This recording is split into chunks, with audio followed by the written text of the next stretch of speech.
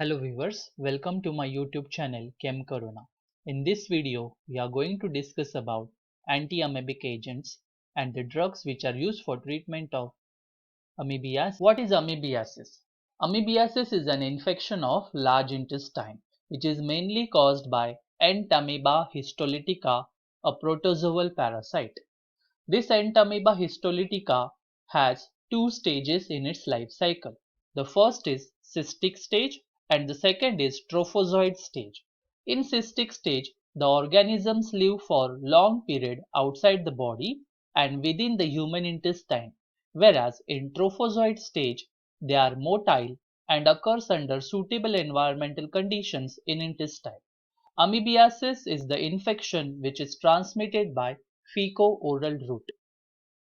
Let us see the life cycle of amoeba. First step is ingestion of cyst.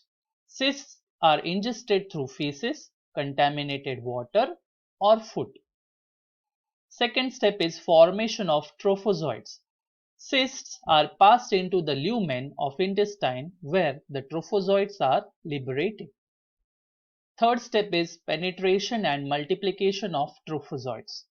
These trophozoites are penetrated in intestinal wall and they multiply within colon wall.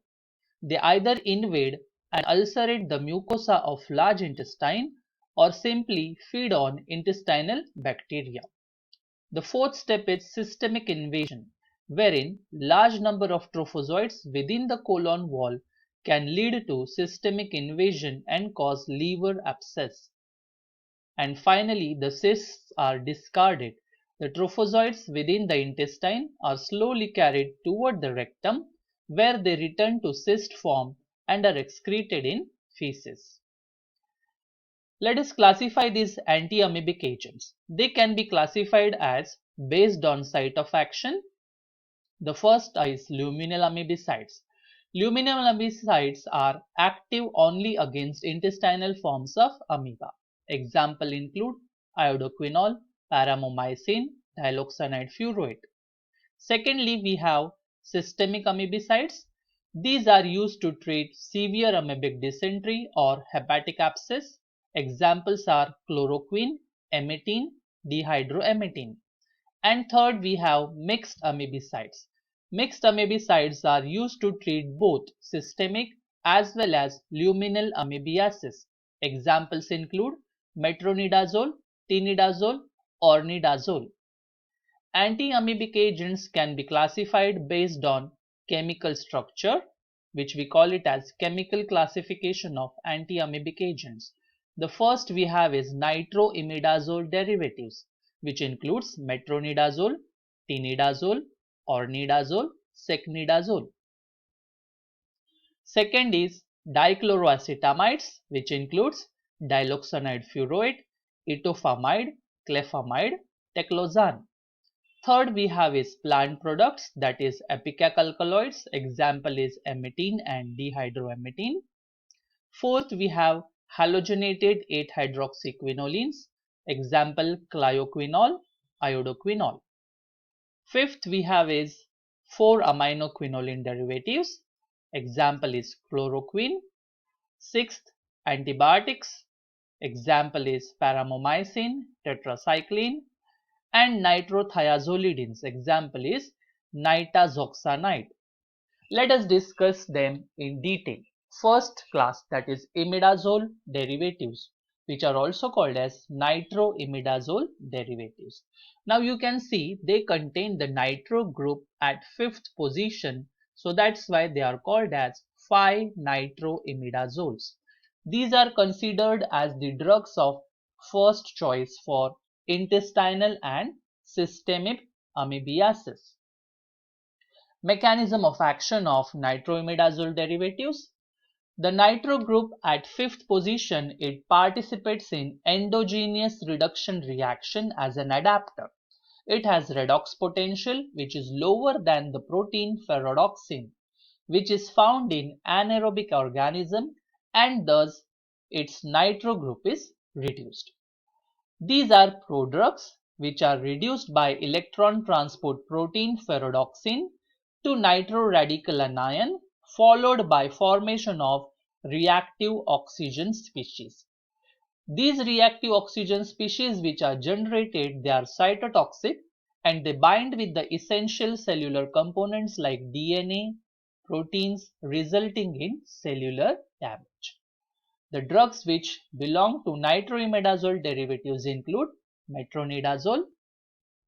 Metronidazole is a product that is reduced in the cytoplasm by the enzyme nitroreductase, which results in the toxic intermediates.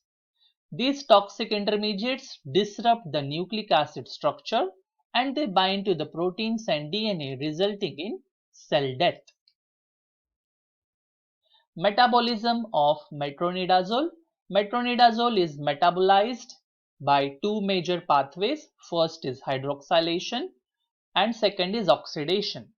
Hydroxylation leads to 2-hydroxymethyl metronidazole and oxidation leads to formation of metronidazole acetic acid. You can see here in the reaction, that is metronidazole on hydroxylation, it gives 2-hydroxymethyl metronidazole, and metronidazole on oxidation, it gives metronidazole acetic acid.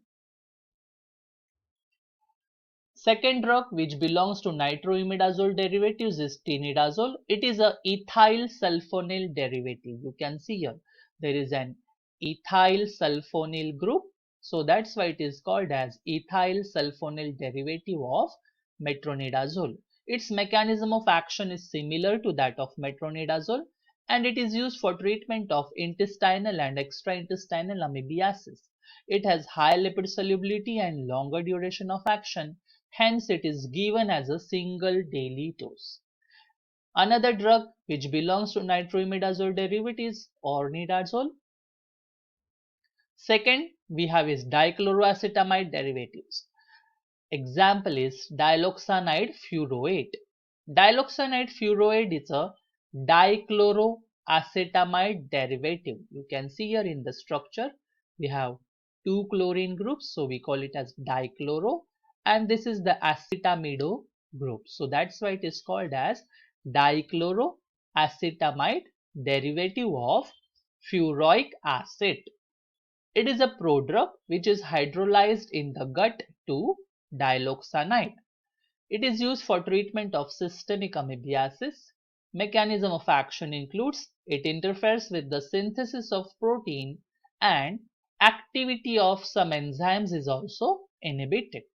It also kills trophozoites which are responsible for production of cysts. Diloxanide furoate is administered orally and is hydrolyzed in the gut to give diloxanide and furoic acid. You can see here in the reaction, that is diloxanide furoate on metabolism gives diloxanide and furoic acid. It exists as ester forms. So soluble piperazinium salts, they are less active in vivo, whereas benzoate esters, they are equiactive as diloxanide. And 2-furoate ester, they are most active, that is 10 times more active. Other drugs include teclosan. You can see here the structure, teclosan, and etofamide. Third we have is plant products. These are epicac alkaloids which are obtained from the root epicac, that is Cephalus epicacuana. Basically, it occurs as levorotatory compound which is light sensitive powder. The drugs which are obtained from Cephalus epicacuana are emetine and dihydroemetine. They both exert direct amoebicidal action on various Entamoeba histolytica. Mechanism of action includes it acts as a protoplasmic poison and prevents protein synthesis and protein elongation in mammalian as well as protozoal cells. The cure rate is around 10 to 15%. Therefore, it is used in combination with other drugs. It is also used in hepatic abscess because alkaloids, they are localized in high concentration in liver after intramuscular injection. You can see here the structure of emetine and dihydroemetine. The difference is only between these two structures is there is a presence of double bond next to the ethyl substituent in case of dihydroamidine. Let us see the SAR of first is cautenization of both ring nitrogen, that is N5 and N2 decreases the activity. Cautenization of N5 of amidine results in more active compounds. Presence of the ethyl at C3 is must for the activity, and introduction of various oxygen-bearing substituent at position 2 and 3 decreases the activity. Stereochemistry includes amidine is an alkaloid and it exists as levoamidine. The biological activity resides in levoamidine. All others are less active than it. It has 4 asymmetric centers at 2nd, 3rd, 11B and 1' position, and number of stereoisomers are possible for. Next we have is 8-hydroxyquinoline derivatives. These are used for intestinal amoebiasis, but they are ineffective against extraintestinal amoebiasis. 8-hydroxyquinoline derivatives are poorly absorbed from GIT. They act as amoebicidal because of release of elemental iodine. The exact mechanism of action is not known, but it may be due to the chelation of ferric ions or metal ions which are essential for amoebal growth. The drugs which belong to 8-hydroxyquinoline derivatives include chloroquinol, iodoquinol, tibroquinol, and telequinol. Another class is nitrothiazolidines. It is a broad spectrum antiparasitic drug. Example which belongs to nitrothiazolidines is nitazoxanide. It is used in the treatment of amoebiasis. The major metabolite or the active metabolite of nitazoxanide is tizoxanide. It mainly interferes with the pyruvate ferredoxin oxidoreductase, an enzyme-dependent electron transfer reaction which is essential for anaerobic energy metabolism. This drug is associated with side effects like stomach pain, headache, vomiting, discolored urine, excessive urination, skin rash and itching. 4-aminoquinolones are also used for treatment of amoebiasis. The drug include chloroquine, which is effective in tissue or hepatic amoebiasis, and it is used in combination with dihydroamidine or amidine. Antibiotics like paromomycin, which is an aminoglycoside antibiotic, is used in amoebiasis. The mechanism of action include it causes leakage in the cell membrane of the parasite, but it is associated with side effects like abdominal distress and diarrhea. It is mainly administered by intramuscular route, or it can be used in the form of capsules. Thank you for patient listening.